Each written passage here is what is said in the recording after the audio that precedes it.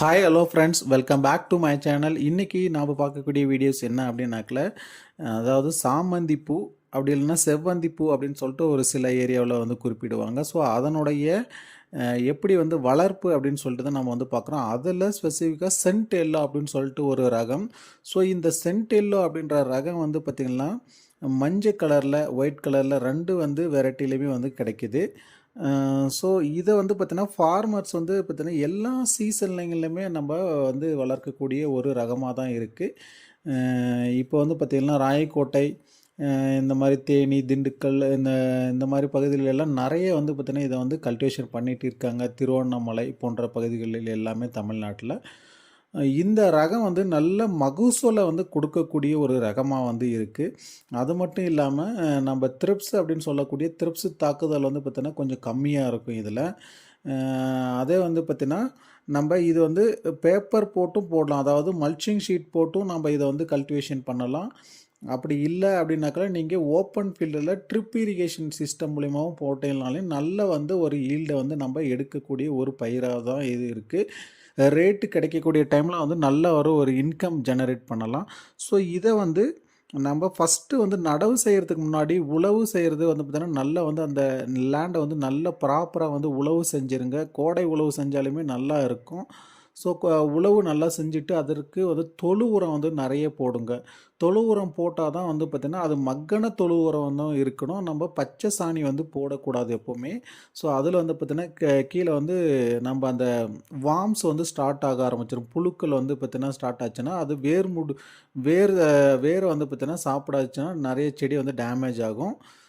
So வேர்ப்புழு தாக்குதல் வந்து அதிகமாக வந்துடும். அதனால் நல்ல மக்கன தொழு உரமாக போட்டு ஒரு 2 டைம் நீங்கள் வந்து அதை உழவு செஞ்சிட்டிங்கனாக்கல அந்த லேண்டை வந்து நல்லா ரெடி ஆயிரும். ஸோ அதுக்கப்புறம் நீங்கள் எந்த மாதிரியான மெத்தடில் வந்து பிளான்டிங் பண்ணுறீங்களோ, மல்ச்சிங் ஷீட் போடுறீங்களோ, அப்படி இல்லை ட்ரிப் இரிகேஷன் போடுறீங்களோ, இந்த உங்களுக்கு என்ன மாதிரியான கண்டென்ட் தேவையோ அதுக்கு தகுந்த மாதிரி பண்ணிக்காங்க. இடைவெளி எவ்வளோ கொடுக்கலாம் அப்படின்னாக்கல ஒரு செடிக்கு செடி வந்து பார்த்திங்கன்னா 1.5 அடி வரைக்கும் நம்ம இடைவெளி கொடுக்கலாம். ஸோ அதே வந்து பார்த்திங்கன்னா ஒரு ரோ டு ரோ, அதாவது ஒரு இதிலிருந்து இன்னொரு ரோவுக்கு வந்து எவ்வளோ இடைவெளி கொடுக்கலாம்னா 3 அடியிலேருந்து 4 அடி வரைக்கும் இடைவெளி கொடுத்தோம்னா நல்லாயிருக்கும். அதாவது உங்களுடைய மண் வளத்தை பொறுத்து நல்ல மண்ணில் செடி நல்லா எந்திரிக்கும், நம்ம செடி வளர்ச்சி நல்லா வரும் அப்படின்னாக்கல 4 அடி வரைக்கும் இடைவெளி கொடுங்க. உங்களுடைய மண்ணில் செடி அவ்வளோவா வளராது, அந்த செடி வந்து வளர்ச்சி நிறைய இருக்காது, பட் பூ நல்லா வரும் அப்படின்னாலுமே ஒரு 3 அடி 3.5 அடி வரைக்கும் நம்ம இடைவெளி கொடுக்கலாம். ஸோ இதுதான் இதுக்கான அது. நீங்கள் வந்து பார்த்தீங்கன்னா நடவு செஞ்சதுக்கப்புறம் ஒரு 20 டேஸ்க்கு அப்புறம் இது மேலே வந்து பார்த்தீங்கன்னா பிஞ்சிங் பண்ணி விடணும். அந்த மேலே இருக்கக்கூடிய துளிர் பகுதியை வந்து ஒரு 2-3 இடத்துல வந்து அதை கட் பண்ணி விட்டுட்டிங்கன்னா நிறைய பிரான்ச்சஸ் வந்து வெடித்து வர ஆரம்பிக்கும். ஸோ பொதுவாகவே வந்து பார்த்திங்கன்னா நட்ட ஒரு 10 டேஸ்க்கு அப்புறம் வந்து பார்த்திங்கன்னா கீழே ட்ரிப்பு வழியாக நீங்கள் யூமிக் கொடுங்க. யூமிக்கி, கடல் பாசி, ஸோ இந்த மாதிரியான வேறு வளர்ச்சி தூண்டக்கூடிய உரமாகவும் அது செடி வளர்ச்சி தூண்டக்கூடியதாகவும் கொடுத்தீங்கன்னாக்கல செடி நல்லா வந்து பூஸ்டப் ஆகி கீழே இருக்கக்கூடிய சத்துக்களை கம்போஸ்ட் பண்ணி செடிக்கு உடனடியாக எடுத்து கொடுக்கக்கூடிய வேலையை வந்து செய்ய ஆரம்பிக்கும். ஸோ இது வந்து ஜென்ரல். அதுக்கப்புறம் நீங்கள் வந்து இன்ஆர்கானிக்காக போகிறீங்க அப்படின்னாக்கல நம்ம டிஏபி அப்ளிகேஷன் பண்ணலாம். ஸோ 20க்கு 20 அப்படின்னு சொல்லிட்டு ஃபெர்டிலைசர் இருக்குது, அதை அப்ளை பண்ணி நம்ம ஃபஸ்ட்டு வந்து பார்த்தீங்கன்னா மண் அணைச்சி விடலாம்.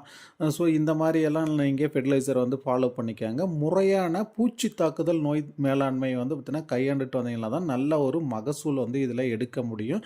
ஸோ பூச்சி தாக்குதல் அப்படின்னாக்கல என்னென்னு வரும்னாக்கல இதில் வந்து பார்த்தீங்கன்னா வெள்ளை பூச்சி தாக்குதல் வந்து அதிகமாக வரும். ஸோ அதே மாதிரி புழுக்களுடைய தாக்குதல் வந்து ரொம்ப அதிகமாக இருக்கும். புழுக்கள் வந்துச்சுன்னா அதை வந்து முறையாக நம்ம கண்ட்ரோல் பண்ணணும். அப்படி இல்லைன்னா பூ வந்து பார்த்திங்கன்னா ஒரு ஷேப் இல்லாமல் ஒரு யூனிஃபார்மாக வெடிக்காது. ஸோ அதை நீங்கள் ஸ்டார்டிங்லேருந்தே வந்து பார்த்திங்கன்னா புழுக்களை வந்து கண்ட்ரோல் பண்ணிட்டு வரணும். ஸோ இதில் வந்து அதுக்கப்புறம் ஏபிட்ஸ் அப்படின்னு சொல்லிட்டு ஒரு பூச்சி வரும் மேலே வந்து துளிர் பகுதியில், அது அந்த சாறுக்களை வந்து உரிய ஆரம்பிக்கும். ஸோ இந்த மாதிரி வந்து நீங்கள் பார்த்துக்கலாம். அதுக்கப்புறம் நோய் தாக்குதல் அப்படின்னாக்கல புள்ளி நோய் வரும்.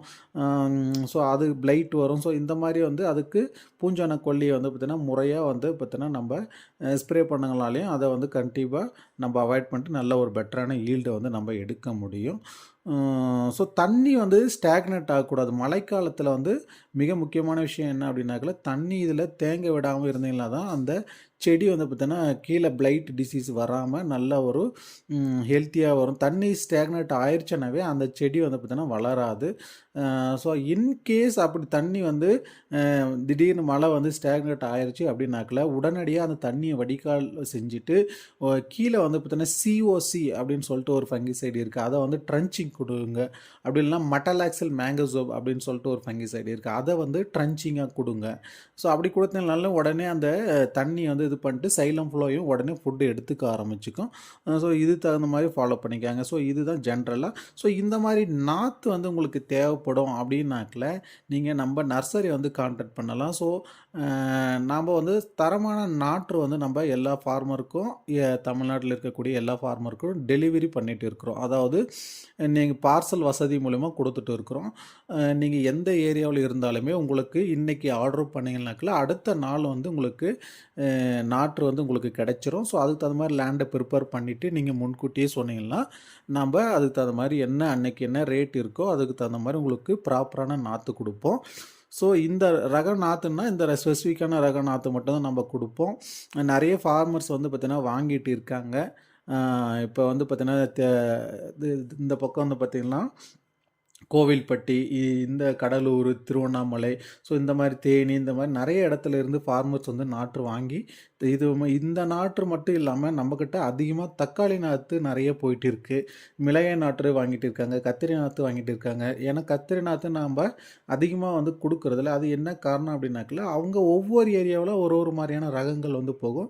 ஸோ அதே மாதிரி மிளகாயில் வந்து பார்த்தீங்கன்னா பங்காரம் வந்து நல்லா ஃபெமிலியராக வந்து போயிட்டு இருக்குது. தக்காளியில் அந்தந்த சீசனுக்கு என்ன நாற்றுவோ அதை நான் சொல்லி கொடுத்துருவேன். ஸோ உங்களுக்கு எந்த நாற்றுவாக இருந்தாலும் முன்கூட்டியே ஆர்டர் சொன்னீங்கன்னா நம்ம அதுக்கு தகுந்த மாதிரி ப்ரிப்பேர் பண்ணி கொடுத்துடலாம். ஸோ இல்லை எனக்கு ஸ்பெசிஃபிக்காக இந்த வெரைட்டி தான் வேணும் அப்படின்னு சொன்னாலே நீங்கள் 30 நாளைக்கு முன்னாடி சொன்னீங்கன்னா நம்ம அட்வான்ஸ் கொடுத்தீங்கன்னா அதை விதையை நம்ம போட்டு அதுக்கு தகுந்த மாதிரி கொடுத்துடலாம். ஸோ 25வது நாளைக்கு அப்புறம் தான் நம்ம வந்து நாற்றை வந்து டெலிவரி கொடுப்போம். நல்ல தரமான ரூட்டான நாற்று தான் நம்ம கொடுப்போம். ஸோ வேணுன்றவங்க கான்டாக்ட் பண்ணுங்கள். Thank you friends.